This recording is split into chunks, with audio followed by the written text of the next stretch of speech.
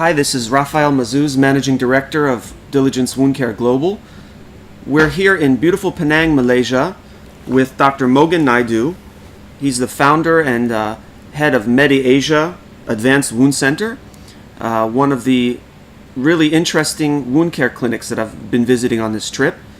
And he's joining me today to discuss wound care in Malaysia, his clinic, his plans for a private wound care hospital, and so forth. So thank you for having me, Dr. Mogan. Hi, man. So tell me about MediAsia. How did you start, and how did you get into wound care? All right. Nice that you have came so far to visit me, man. Okay, so MediAsia was started by me back in 2012. Once I decided to do a private practice. So when I was thinking about it, what should I do? What should I do? How should I do? How can I make difference in people's life? So that's when I thought about advanced wound care, which is much lacking in Malaysia actually. So I discussed with few of my friends and family regarding the plan of it's a new venture in Malaysia, wound care service, because we don't have a full setup of advanced wound care center or limb salvaging centers in Malaysia. So we have decided back then to help the people, and this is how actually came about MediAsia back in 2012. So we started at a small private center in Penang, in the mainland of Penang, in a small center. We started up with 2 beds, and we grew up to 5 beds, and currently we have about 8 beds in total. And we have been busy since then. Every day people got to know us. We don't advertise much because we have limited space to make everybody there. So we have not fully advertised for patients intake. So we're managing with the 8 beds fully from 9 a.m. to 6 a.m. daily, with 2 or 3 permanent doctors there, just dedicated themselves for wound care, and that is how it's about. Yep. Wonderful. So at Diligence Wound Care Global, we have kind of 2 main types of customers. One is product and firms that make wound care products or want to invest in or acquire wound care products, and they're looking to find new products and do diligence on the products. And the other main type is investors, healthcare and medical investors, looking to get into wound care products or wound care services as well. So maybe we'll divide this discussion into 2 parts. We'll start talking about the products, and then in the second half we'll move a bit into services. So in your wound practice daily, and had the great fortune of spending some time in your clinic, really impressive, high volumes of patients, very dedicated staff, and really great outcomes. It was really great to see. What's your approach in general to advanced wound care products? How do you decide which products to use and which not to use? Which are available here in Malaysia? Which would you like to see available in Malaysia? Okay, basically when we started MediAsia Advanced Wound Center back in 2012, we have actually purchased, or I myself have purchased a little bit about 80 types of products, of advanced wound products to be used to all my patients. See, if you ask me which products that I use today after 6 years, 7 years into the business and service, I think it's all relying on the experience that I use the 80 initial products, and I cut them down, which one I need and which one I don't need, and into my clinical experience and the outcome of the wound. And now we have a set of advanced wound product which we essentially need it for patients to care in MediAsia. So this limited about 25 advanced wound product, which is the most that used. We are asking all our associate clinics by MediAsia to use the same product so that they have the same outcome, and we know if they use this particular product, what is the outcome going to be and what is the complication going to be, so that we always we know that we don't want them to use any different or new products that we don't use, so that the quality remains the same, the outcome remains the same, and we almost know what to tell, what to do, when to do it, so or change it. So in that way, we have now about 25 to 30 advanced wound product, which is under the essential category of products in MediAsia. So if you want to know the brand, you want to know the brands and what type of dressing that I use? Sure. Okay, see, actually, we use all range of advanced wound product. Well, you see mainly DFUs, it seems like, right? Yeah. Diabetic foot ulcer, is that your... Okay, so in MediAsia, actually, we concentrate in diabetic foot ulcer treatment and salvaging.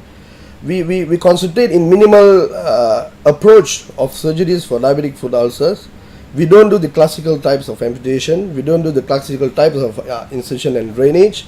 We try to do minimal invasive surgeries in diabetic foot ulcer, and that is what we are specialized on. And we also specialize on how to save the great toe from amputation, because a great toe amputation is the mother of all disaster for a diabetic foot ulcer. Because once great toe is gone, then it's a chain of reaction. The other things will go as well. So we are spending more time in salvaging a great toe, and of course, if there is a BKA, we salvage the BKA. So we are full with diabetic foot ulcer and also other complex non-healing wounds like varicose ulcers. But of course, the percentage, if you see, I see 80% of diabetic foot ulcers every day, and maybe 20% is general surgery or orthopedics related wound or cancer related and etc. Okay, so with that, what are the main types of products that you find yourself using? Okay, and procedures? In the main type, I'm sure that whatever I'm using is something common with all other wound centers around the world. But we have chosen the best of the best for our practice here. So, and it should be affordable for patients to pay it. So we don't want any product which is too expensive and is not affordable for a socio-economic group of Malaysian diabetic foot ulcer patients, because many of them are very, very poor. So what happened now? We have a range of foams dressings, definitely. Foams with adhesive, without adhesive. We have alginates dressings, we have rope dressings, and we have hydrocolloid, we have, you name it, we have everything in the range of about 25 to 30 products, that is advanced wound products. If you're talking about hi-fi,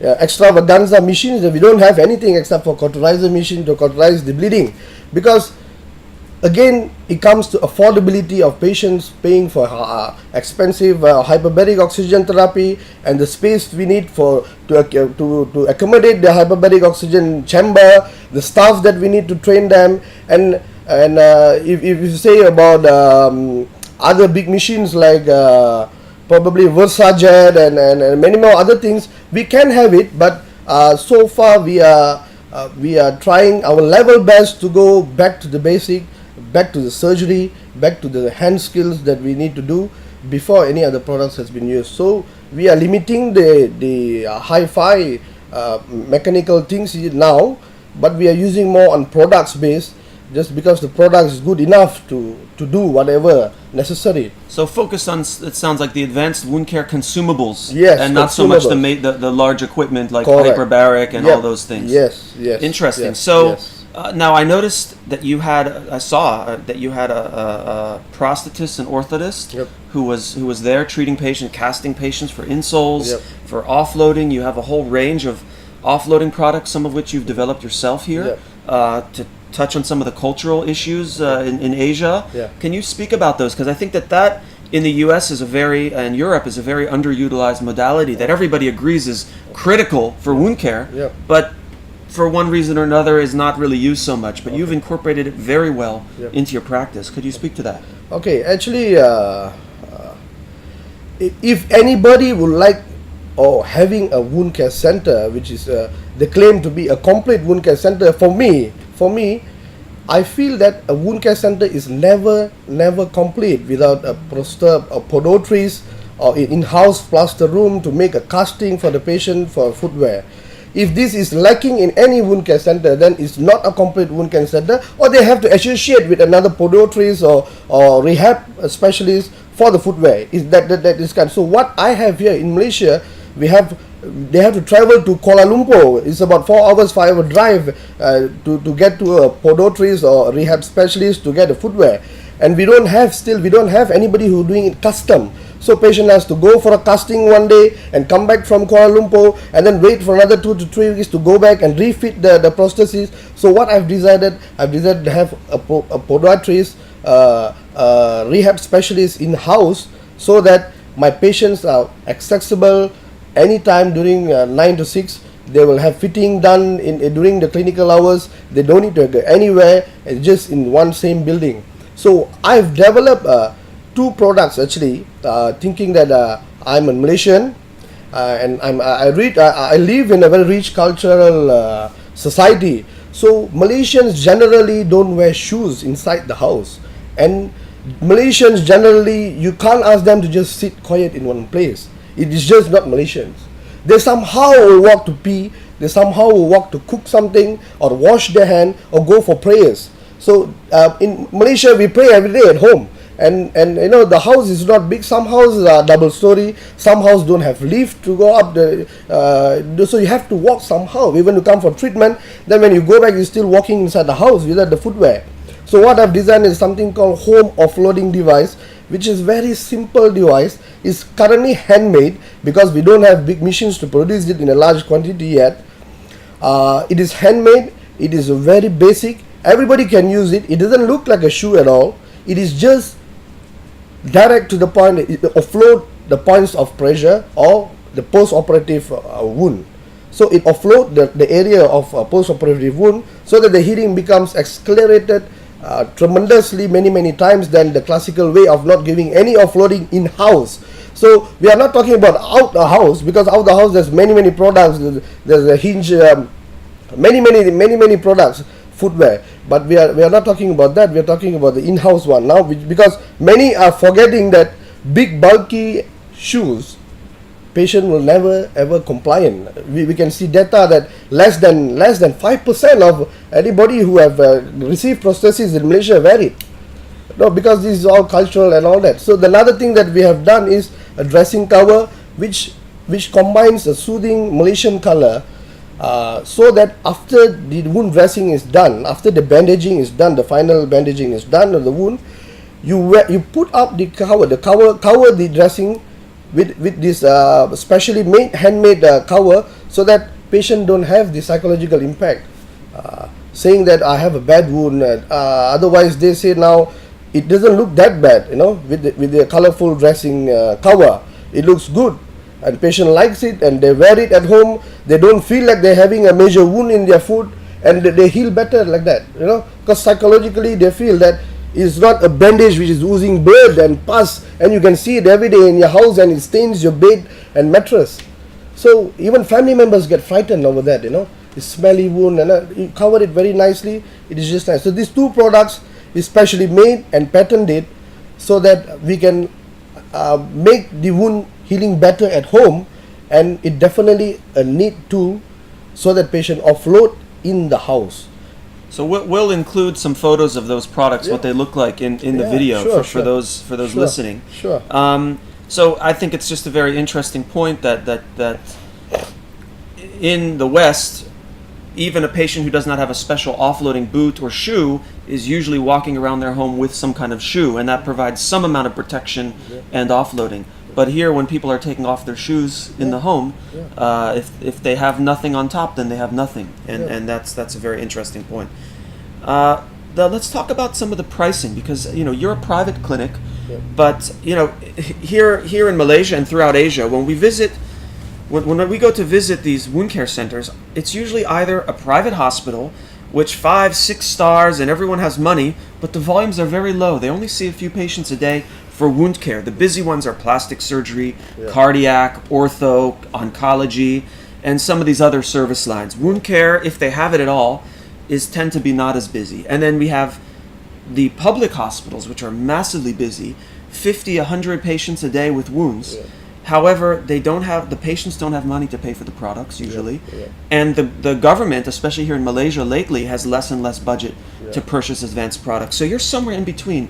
You're private, you have full autonomy to make purchasing decisions, yet, and many of your patients are medical tourists and have money, but the ones who are not, they don't have as much money. So how do you balance? What's a reasonable price point for a product company to sell their products for that a patient could pay for at the wound clinic? Are you talking about patients' fees? Yeah, The yeah. fees What's reasonable for them to pay for? Okay. Whether it's an advanced dressing or offloading. Okay. Just give us some perspective. All right. So what happened in MediAsia is, first of all, when a new case comes, that we divide our cases into zoning. That means red zone, or it's a yellow zone, or it's a green zone. So that is how basically we categorize patient. That means So red based zone. on the severity. Yeah, of the severity. case. That means red zone is the most severe. Yellow zone is in between severe and getting well, and the green zone is already stable or maintenance phase of the wound. So according to that, we categorize the pricing. Okay, so red zone usually needs daily monitoring by the doctor. They will have tissue repairs. We have tendon repairing, bone debridements, and all kinds of surgical interventions to make the wound stable to a yellow zone. So the first 10 to 14 days, you are talking about per visit about 500 to 600 ringgit. Okay, including this will include probably the lowest range of injections for antibiotics as well, a dose of antibiotics as well at the same time for 500-600 ringgit for the first 10 to 14 days. And that's about 100, 125 US dollar, something Yeah, like that. something like that. And once they go to the yellow zone, then of course there's no much of surgical intervention. You need just probably some minor biofilm removal or this sloughing. So that will cost you about 2 to 300 ringgit per visit. And that in yellow zone, usually what people do, they come EOD dressing. That means you don't come every day. So you are saving money not coming every day, right? So from about 2 to 300 ringgit you pay each and every day. That means it's like about 150 ringgit per day. That one cost of treatment is just 150. So EOD. So EOD, they come about 15 days in a month, and once that's about 2 to 300, right? So once they go to a green zone, which is more stable zone, probably 3 days once dressing or 4 days once the maximum for maintenance phase, they only pay about 150 ringgit to 200 ringgit. Because why we have to do this? I think that we are the most cheapest in the country now, doing advanced wound care and tissue repair with such a low cost, and not banging them 5,000-6,000 and 10,000, because we have no admission so far in MediAsia. How severe the case is, yes, of course we consult with our physician, panel of physicians, panel of foot and ankle. We consult them during phone, we consult them by sending pictures, we communicate with them, is it okay, a very close monitoring. We actually leave the part of admission and let them heal at home. So in that case, many patients of mine don't pay the admission charges at all. So they don't have to pay for the bed for staying a night. They heal at home. They see their favorite cereal and then just be at home. So you just pay less. You heal at home. You have a good dressing cover. You heal better. You think better. You are happy. That's it. This is how the fees is actually be done. So once you come for follow-ups, after you heal completely, once you get your footwear done, your total contact cast done, you'll be coming to see me every 1 month once. That is just about 100 ringgit per visit. That's a follow-up cases, 100 ringgit per visit. Why I cannot charge too much is because, as known, the fact that Malaysian population who suffers from diabetic foot ulcer are below the poor socio-economic group. So they are poor. So they can't afford to have an insurance card in Malaysia.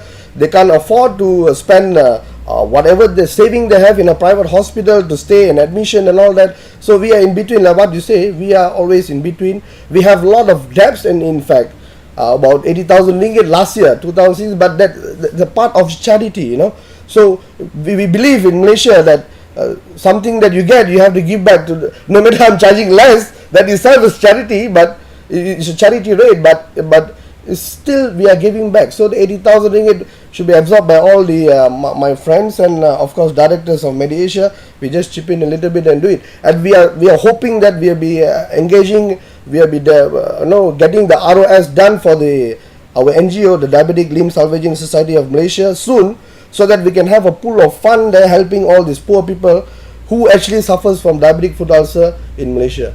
The reach. That's why when you go to a hi-fi 6-star hospital, you don't see many patients there, because no matter they are rich. When they are rich, they're less likely to get some chronic wound, because they immediately go and see a doctor. They immediately get it rectified, a small wound. But whereas poor patient, they don't. They go for the traditional healers first. They go to the general practitioner who don't know anything about diabetic foot ulcer, get treated, or he just may go to the pharmacy and buy some ointment and put it over for a month before it get worse. So they present very, very late end stage, and when it's already too late to save the leg, that is when they come to MediAsia, and they come to MediAsia with no money. Many of them, but of course, my international patients, my patients from outside of Kedah and Penang, they know us. We are private entity, and they come prepared with money. And so far, we have been surviving as such. Even though we have some debts and all that, it doesn't matter. But we are still making something for all of us to live happily here. So that is how the charges are basically, and we don't count that a product. Let's say you use alginate and you use a foam. We don't divide in such. We divide by zoning. We don't divide by hours. We don't even count hours. Sometimes you know what happened. Today you spend about 30 minutes doing the dressing and the tissue repair. Then tomorrow it comes something wrong. Then it becomes an hour. But that hour that you spend is probably our own error. Correct? Because we are ignorant. We are not perfect. We are not God to be perfect. We are humans. We might miss some of the tissue behind the metatarsal head or somewhere. That tomorrow you come and see the sparse coming out there, and you got to spend another 15-20 minutes. That is because we are ignorant. We didn't take it out. So we cannot penalize patient by using the time. Oh, yesterday I spent half an hour, so it's 50 ringgit. But today I spent 1 hour just to rectify my problem, which I didn't rectify earlier. I charge you 100 ringgit. That's not fair for patient, right? So it is the clinician's justification of how he's going to charge according to the zoning and according to what you use. We know, because we don't give patient a box of alginate for him to take back home. We only use whatever necessary for the patients and charge accordingly. Because for me to give them a box of alginate is going to cost them at least 400 ringgit for 10 pieces of alginate silver. But if I just charge daily, it's just like 100 ringgit or 200 ringgit. It's including the alginate, including the gauze, including the ointment, including the tissue repair, including everything, including your tender loving care for months and everything. So that is how we calculate. We yet to have probably expert opinion by you to guide us more on how to do it proper next time. But I feel it's okay for now. All right. Well, I've been very impressed with my time at MediAsia, and you guys with far limited resources to what we usually have in the U.S. I think you're providing a very excellent level of care, excellent focus on offloading, on managing patient medications, on doing a lot of the things that unfortunately in the U.S. with all of the advanced budgets and products and reimbursement, a lot of wound care providers don't always do or don't do consistently. Even having a prosthetist and orthotist, most of the centers that I've worked in do have one, but the question is, do they call them for every patient who needs it? Do they pick up the phone and do that? So really, really impressive stuff, focusing on all the major issues. There was one interesting case, I don't know if it's instructive in general, that we saw. The gentleman who had, I think it was a BKA with a poorly fitting prosthesis, and his other foot had all the toes amputated except for one. And US, we see that often, all the time. But this guy, how did he come to the clinic? Yeah, actually he was, the case we saw, right, just now. He actually a new case.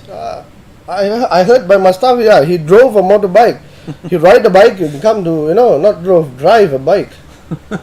So a guy has one toe and one leg. Yeah. And he came to his wound care appointment on a motorcycle. On a motorcycle, So you gave him a talking to. The first thing I said, don't drive it and bring somebody together, Yeah. So this is what happened. One leg with no proper prosthesis, another leg with wound. And many practitioners forget one thing, that please ask them not to walk. But you see many of my cases today, even new cases, we saw few, I think, that everybody walks. Yes. Well, I think it's just instructive on the challenges that you have, because in the U.S., even if it's true on average, the socioeconomic level of chronic wound patients is not as high as other types of diagnoses. Yeah. but usually or often they'll have some kind of public transportation assistance for wheelchair access or family member or something. But you had this guy come on a motorcycle, Yeah. you know, and it's something you have to deal with. It's an added challenge on top of the financial Correct. burden. Correct, because many Malaysians has a problem of being single and having chronic diseases. Unmarried people having more diabetic foot ulcer than the married people.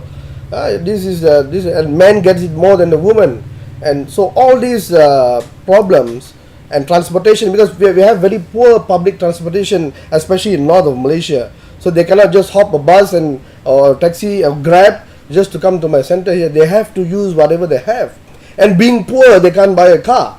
So the only thing that I have is a motorbike. Ride a bike to come, and if not, then they will ask me back.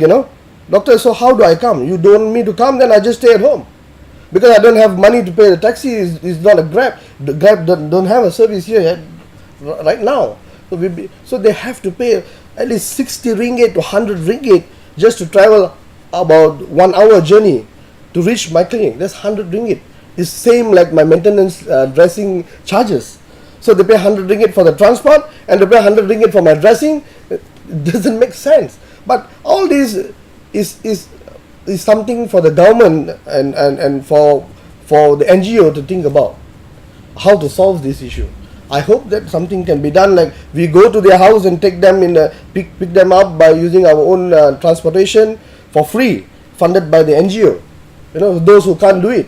Because I'm sure if they're riding a motorbike, the family members are not supporting them. How can you leave your dad who's old and don't have a leg and another wound and the leg come alone riding a bike? That means you can see that the social problem, the family background is not that supportive, and this wound usually doesn't heal well. I'm sure you know. No family support, you are still driving, walking as usual because you have to, and you're mentally ill because depressed because of all these things. You can see his face, right? Yeah. So we assess patient as a fool, and we know the output. So if it's going to be a bad prognosis, we refer him for another BK. Yeah. What can you do? And life expectancy is not that high. You look at him, he has chronic disease, definitely kidneys and all that. So this is all other economic problems, family problems that somebody has to take in charge and look into the serious problem, not only the wound. Thanks. Very, very good insights. Final question on the product side. We talk a lot in wound care, product, business development, and strategy about, who's the call point? What's the sales process for these products? Because wounds are found everywhere, but is this sold to the plastic surgeons in the hospital? Is this sold to the rehab and nursing facility, to the wound care clinic, to home use, to the pharmacy use? Could you speak a bit, because you've been involved in you are involved in the Malaysian Wound Care Society and also the regional one in leadership position. You do educational conferences on products. For the product companies, what is the best way to sell, or the best types of providers to call on when launching a new or selling their products in Malaysia? What's the sales channels that they should tap on to be successful? Okay, for the wound products company providers, the companies in Malaysia generally, I will say that they are doing not excellent, not a great job, but they are not doing too bad also as well. So this why I'm saying this is because I'm seeing many major wound companies in Malaysia. So we just talk about Malaysia, how they do it. The rep just adequately know about the product. Okay, that means only product knowledge, how they make it, what they do, and instructions just by the managers of how to apply it in patient. But basically, when they come and talk to me about a product, and without a clinical experience, a real scenario, or just putting up a picture there and telling, without knowing the clinical background of the patient and what is it about, just showing the picture, it doesn't make sense. Because clinical experience personnel with experience in wound management and products, that is kind of quality reps that we need. The company to train them to come to us, wound care providers, because we are basically involved in clinical procedures in the real life scenario. we see wound every day in our life, or every second in our life. We only think about wound. So you can't just come into anybody's clinic or practice and say, hey guy, this is good, why not you try it? It can heal all kind of wound in the world. But see, this kind of points is a selling point for probably a Porsche or Mercedes-Benz car, then everybody knows about it. But this is something, a product which you're going to use for humans. Okay, so you have to explain it in a very clinical manner to get the product into the clinician, so that the clinician will have a trust on the product. And why not we try to use this the correct way? So many of clinicians, what they do, they buy a lot of wound products at once. I know many physicians and surgeons do. They buy a lot of products because it was pushed by the reps or certain companies to buy it. By end of the day, when you ask, hey, how is this particular alginate doing, or how is this particular rope dressing is doing, they say it's nonsense. The product doesn't work. That is partly because they don't know how to use it. They don't know how to use it correctly. You put it in the wrong place. You don't know when to put. You don't know the amount of exudate that the foam needs. On a dry wound, you're gonna put a foam. On a wet wound, you don't put a foam. So it doesn't make sense. You don't know how to use it. It is antimicrobial, but it's supposed to be used in different clinical situations, right? So this kind of lacking of knowledge given by the company to clinician will result in failure of the product, because end of the day the clinician will never have a good results using your product, because you just don't know how to tell how to use it, or the clinicians are too busy to go to YouTube and see how is it used, and they are too busy to Google it and how actually case studies on this particular product. They're just using it, and most of the time the staffs use it.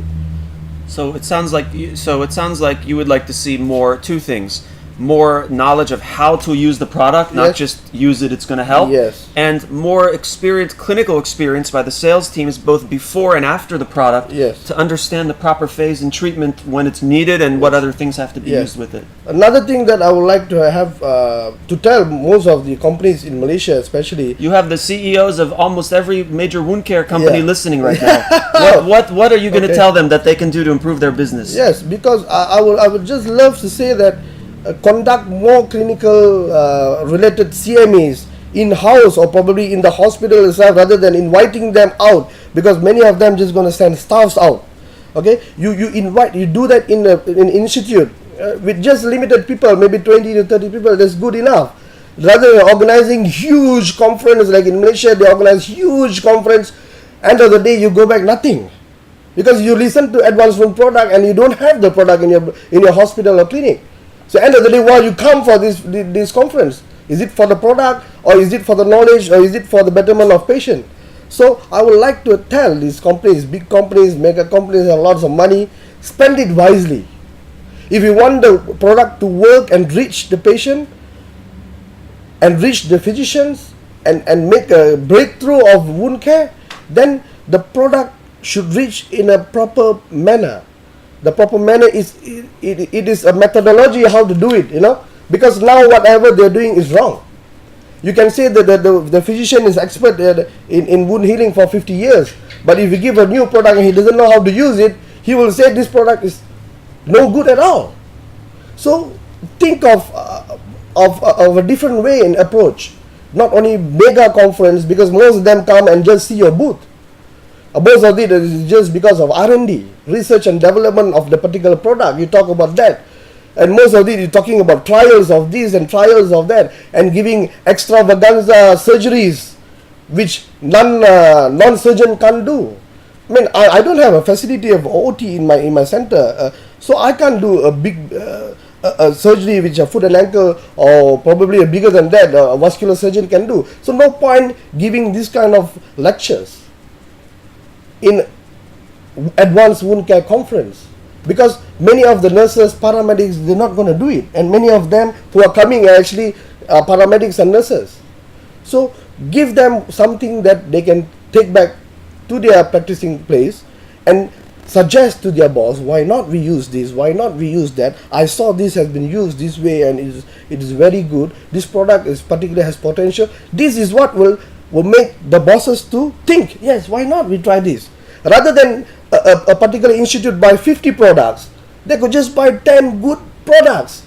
Correct or not? The 10 most essential products, like how I had 80 products before, now only have 30. I cut down 50 advanced products just because, not because they are not good, but I choose the best for my practice.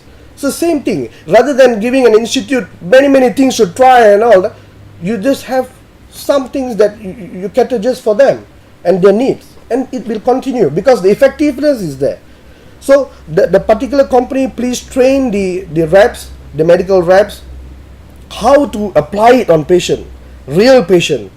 Let them assist the doctor who is purchasing it on how to actually apply it. Don't just come to the table and say, doctor, you just have to put this, and not showing it in real. Why not you just put on your glove and go and show the doctor, this is how you do. Can I assist you? Or can I have an appointment to assist you in this case? And you see the results for yourself. That would be, wow, this is awesome, because the method of using it is correct. And we are actually assisting the doctor to do it. This is what the big companies have to train their reps to do. Rather than like now, just bringing brochures and all that, it didn't work. So if companies want to, worldwide, this is what I think. Think about how to reach patients and stop a lot of R&Ds and spending billions of money in R&Ds, creating new and more advanced products, and because basically what they have now is good enough. Just have to concentrate in marketing it and doing it the right way, and people will love it. So probably this is what I can say now. If I have some other tips, then I will let you know later, man. All right. Thank you, Dr. Mogan, for those insights. So this will wrap up part 1 on wound care products in Malaysia and Southeast Asia with Dr. Mogan Naidu of MediAsia Advanced Wound Center.